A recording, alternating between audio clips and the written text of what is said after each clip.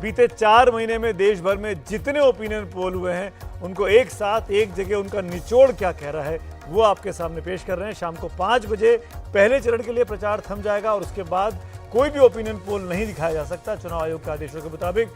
अब exit poll ही आएगा, वो भी 1 जून को, चुनाव प्रक्रिया वोटिंग खत्म होने के बाद। लेकिन अब इस सेगमेंट में बात करते हैं 3 ऐसे राज्यों की जो इस देश की 2024 की सरकार बनाने में मेरे ख्याल से सबसे महत्वपूर्ण भूमिका निभाने वाले हैं। वो है बंगाल, बिहार और महाराष्ट्र। शुरुआत करते हैं बंगाल का पोल ऑफ पोल्स क्या कह रहा है। यहाँ पर टीएमसी के खाते में इस तमाम पोल्स का निचोड़ ये है 12 पोल्स का। टीएमसी सबसे बड़ी पार्टी है 22 सीटों के साथ, बीजेपी को 19 और इंडिया के ब्लॉक के पास, इंडिया मतलब जिसमें कांग्रेस पार्टी और सीपीएम है, उनके पास 1 सीट जा सकती है। यानी कांग्रेस को यहाँ पर 1 सीट का नुकसान हो रहा है। 22 टीएमसी की और बीजेपी को 1 सीट का पिछली बार से फायदा वेस्ट बंगाल में दिखाई देता है। अब अगला ग्राफिक्स है बिहार का, निधि जी चलिए मैं पढ़ देता हूँ। बिहार का क्या कह रहा है वो पोल, वो भी आपको दिखा देते हैं। पोल ऑफ पोल्स, बिहार के आंकड़े आपके सामने हैं। एनडीए ने क्लीन स्वीप की थी पिछली बार, 1 सीट केवल नहीं आई थी उनके पास, 39 में से 38 थी। इस बार 35 हैं, इंडिया के पास 5 हैं और अदर्स के खाते में 0। यानी यहाँ पर आरजेडी और कांग्रेस का जो कॉम्बिनेशन है लेफ्ट के साथ, जिसको इंडिया कहा गया, वो इस बार 1 के बजाय 5 सीटें जीत रहा है और एनडीए को यहाँ पर 3 सीटों का माफ करेगा, 38 के मुकाबले 35 सीट आती हुई दिखाई दे रही है। और अगला आंकड़ा है महाराष्ट्र का। यहाँ पर 48 सीटें थी हैं लोकसभा की। यहाँ पर सबसे अधिक माथापच्ची इसी राज्य में है। 2 बड़ी पार्टियां टूट चुकी हैं इन 5 सालों में। शिवसेना के 2 धड़े हो चुके हैं, एनसीपी के 2 धड़े हो चुके हैं। यहाँ पर किसी भी पंडित के लिए आकलन करना आसान काम नहीं है, तब भी हमने हिमाकत की है। देखिए जो अब स्टेटस है उसमें एनडीए के पास 30 सीटें हैं, इंडिया ब्लॉक के पास 17 सीटें जा रही हैं और 1 अदर्स के खाते में है। यहाँ पर एनडीए को नुकसान होता हुआ महाराष्ट्र में दिखाई देता है। यानी जो शिवसेना है उद्धव ठाकरे वाली, जो एनसीपी है शरद पवार वाली और कांग्रेस, उनके पास 17 सीटें इस माहौल में भी, इस राम मंदिर के माहौल में भी इस वक्त आती हुई दिखाई देती हैं। इन्हीं 3 मुद्दों को लेकर बात करता हूं और सबसे पहले चलूंगा अमिताभ तिवारी जी आपके पास। अमिताभ भाई, आंकड़े आप बना रहे हैं, देख रहे हैं, पेश कर रहे हैं लगातार हमारे साथ इस पूरे इलेक्शन कवरेज में। ये 3 स्टेट में आपके हिसाब से सबसे बड़ी हेडलाइन क्या है और क्यों? देखिए, इन तीनों राज्यों में इंडिया ब्लॉक को एडवांटेज था, बेनिफिट था। लेकिन 2 राज्य, बिहार, नीतीश कुमार इंडिया से एनडीए वापस चले गए और बंगाल में ममता बनर्जी के साथ कांग्रेस का अलायंस हुआ नहीं। तो इन 2 राज्यों में कहीं ना कहीं जो नुकसान था वो न्यूट्रलाइज हो गया, वो हमें साफ देखने को मिल रहा है। लेकिन महाराष्ट्र, जहां पर एक मजबूत अलायंस है इंडिया ब्लॉक का, वहां पर हम देख रहे हैं कि बीजेपी को लगभग 10 सीटों का नुकसान होता हुआ दिख रहा है। तो अगर बंगाल की बात करें तो वहां पे लार्जली 3M फैक्टर्स हैं। एक है महिला, जिसमें ममता बनर्जी की अच्छी पैठ है, 4% की लीड थी पुरुषों के मुकाबले महिलाओं में टीएमसी को। लेकिन इस बार संदेश खाली इंसिडेंट की वजह से हो सकता है कि वहाँ बीजेपी वहाँ पर सेंध मारने में थोड़ी बहुत कामयाब हो। फिर दूसरा है माइनॉरिटी वोट, क्योंकि सीपीएम और कांग्रेस अलग अलग लड़ रही हैं, हो सकता है कि माइनॉरिटी वोट जो है इन 2 टीएमसी और सीपीएम कांग्रेस के बढ़ जाए, इसी सवाल पे कि क्या टीएमसी और कांग्रेस यानी इंडिया ब्लॉक एक होता बंगाल में तो क्या फायदा होता? मुझे लगता है कि इसका फायदा होता था टीएमसी को, क्योंकि कांग्रेस पार्टी का जो वहां वोट शेयर है वो लार्जली माइनॉरिटी एससी एसटी का वोट शेयर है, जो कि इजीली ट्रांसफर हो सकता था ममता बनर्जी को। और 5-6 सीटों पर जहां भाजपा पिछली बार 5% की कम मार्जिन से जीती थी, वहां पर नुकसान हो सकता था भाजपा को। लेकिन अब ये अलायंस है नहीं। और तीसरा एम जो है वहां पर फैक्टर ये महाजोत का है, जो अपना सीपीएम और कांग्रेस की है, जो कि हमने अभी बात करी। अगर बिहार की बात करें तो वहां पर आरजेडी का फोकस जो है वो 16 सीटें जो जेडीयू लड़ रहा है उसके ऊपर है, क्योंकि कहीं ना कहीं फ्लिप फ्लॉप की वजह से नीतीश कुमार की जो इमेज है उसको चोट पहुंची है। और आरजेडी को लगता है कि इन सीटों पर शायद बीजेपी का वोटर उतना एंथुजियाज्म से जेडीयू के लिए वोट नहीं करेगा। और यहाँ पर जो है इंडिया ब्लॉक को एक उम्मीद दिखती है। और महाराष्ट्र में कौन रियल शिवसेना है और कौन रियल एनसीपी है, इसका टेस्ट अभी तक हुआ नहीं है। इसलिए सारे कयास लगाए जा रहे हैं।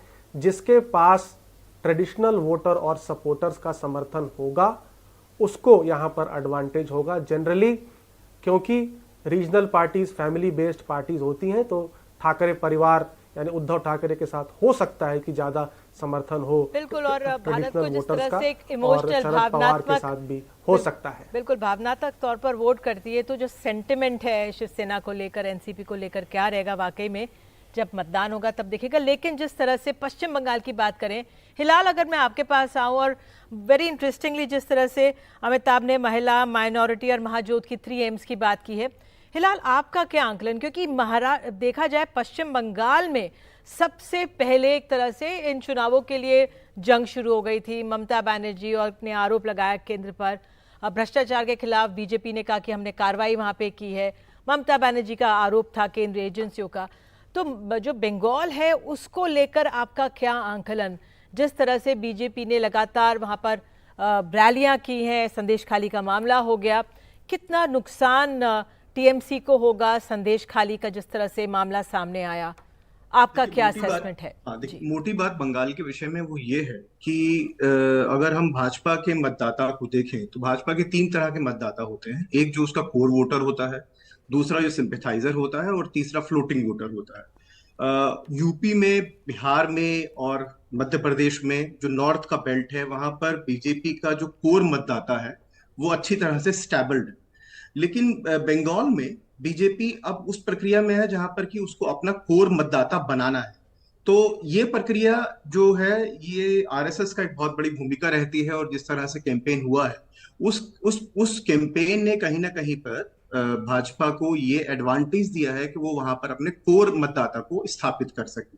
और ये ट्रेंड केवल अभी का नहीं है, बल्कि असेंबली में भी हमने देखा और पिछले बार के चुनाव में भी देखा।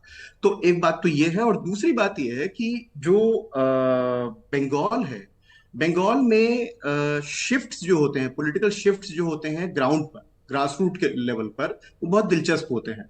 जिस वक्त में कम्युनिस्ट शासन था और जब टीएमसी एक चैलेंजर के रूप में आई थी, तो ग्राउंड पर हमने ये देखा कि जो लोग पहले कम्युनिस्ट पार्टीज के साथ होते हैं, सीपीएम के साथ होते थे, वो टीएमसी की तरफ उनका रुझान हो गया और उनका रेडिकलिज्म वैसा ही रहा। अब क्या हो रहा है कि जैसे ही एक चैलेंजर के रूप में भाजपा का विकास हो रहा है, वैसे ही हम ये पा रहे हैं कि जो टीएमसी का कार्यकर्ता था, वो कहीं ना कहीं पर उसका आकर्षण भाजपा की तरफ बढ़ रहा है। बहुत महत्वपूर्ण इसीलिए बात आपने ग्राउंड हिलाल के बोली, ऊपर, बिल्कुल बहुत महत्वपूर्ण बात। यही हम रामकृपाल जी के पास जाते। रामकृपाल जी, आप तमिलनाडु की बात कर रहे थे, क्या वो बंगाल की राह पर चल रहा है? आज बंगाल पर आपका असेसमेंट क्या? जो सीपीए कम्युनिस्ट का पहले कार्यकर्ता था, टीएमसी में गया, क्या अब वो जा रहा है बीजेपी की तरफ? क्या आपका असेसमेंट? देखिए, बंगाल का एक वहां से हिंसा की संस्कृति जो है, हिंसा का कल्चर जो है, वो वहां के काडर में रहा है। और ये जब कांग्रेस के सिद्धार्थ शंकर रे थे उस दौर में भी रहा है। याद कीजिए, उन्होंने बहुत बड़ा काफी नक्सलाइट के नाम पे लोगों की हत्याएं हुई थी, वहां एक दौर था। तब भी एक बड़ा काडर जो था, वो वायलेंट काडर जो था, वो कांग्रेस की तरफ था।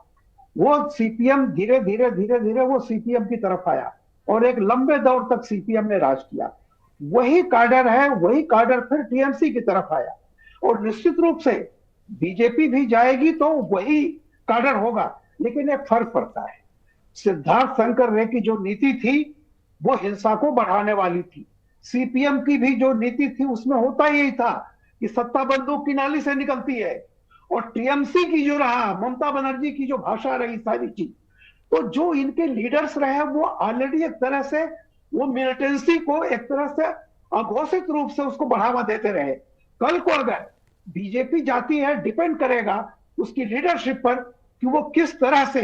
देखिए, ब्यूरोक्रेसी वही है जो मोदी जी के पहले थी, 2014 से पहले वही थी। वही ब्यूरोक्रेसी आज रिजल्ट दे रही है, वही पुलिस है, वही सारी चीजें हैं। तो कोई अपनी तरह से लाता नहीं है, डिपेंड करता है कि जो शीर्ष पर बैठा हुआ है जी। इसलिए मैं कहता हूं, सिद्धार्थ शंकर रे से लेकर के ज्योति बसु और उसके बाद जो सीपीएम के आए और ममता बनर्जी तक, वहां की बंगाल की लीडरशिप एक तरह से मिलिटेंसी को, और वो मिलिटेंसी बहुत दूसरे ढंग की, उसको हमेशा उकसाती रही है।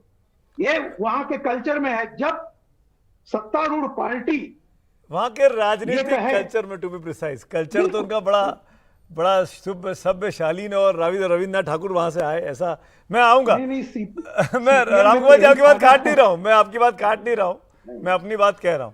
संदीप जी ने हाथ उठाया। संदीप जी एक क्विक कमेंट कर दीजिए, मुझे ब्रेक लेना है इसके बाद, आपको कोई जाना है इसलिए। संदीप सर जी। मैं दो छोटे बहुत ही क्विक कमेंट करूंगा। एक, जो पोल ऑफ पोल कह रहा है वो वेरी क्लियरली परिस्थिति के अनुसार है। महाराष्ट्र में बीजेपी को छोड़ के दूसरे सब अनटेस्टेड ग्रुप्स हैं, क्योंकि पिछली सभी में डिवीजन हो गया है। और एक क्लैरिफिकेशन जो पहले दिया था, कर्नाटका की बात करते करते 1984 में जब कांग्रेस ने 24 सीट्स जीते 28 में से, राजीव गांधी ने सरकार को डिसमिस नहीं किया, हेगड़े ने इस्तीफा दिया और गवर्नर ने असेंबली को डिसॉल्व किया और फ्रेश इलेक्शंस हुए जो हेगड़े जीते थे। वो पॉइंट पे मैं फैक्चुअल क्लैरिफिकेशन देना चाहता था। और जो हमने प्रोजेक्शन तीनों राज्यों के लिए किया है इस पोल ऑफ पोल में, आज के परिस्थिति में मुझे लगता है ये ठीक है। ठीक है sir, thank you so much for being precise. Break का वक्त हो रहा है। ब्रेक के बाद आपको पूरे हिंदुस्तान का नंबर क्या है इंडिया के लिए और एनडीए के लिए। लेकिन ये जो 3 राज्य की बात की, इनमें सबसे जो मुझे लाइन समझ में आई कि बंगाल हो, बिहार हो या महाराष्ट्र हो, बीजेपी को नुकसान नहीं हो रहा है।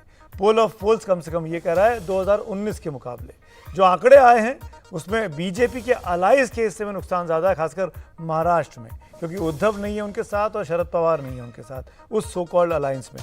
इसलिए स्थिति ऐसी दिखाई देती है जो ओवरऑल नुकसान की पिक्चर पेश करती है, खासकर महाराष्ट्र की।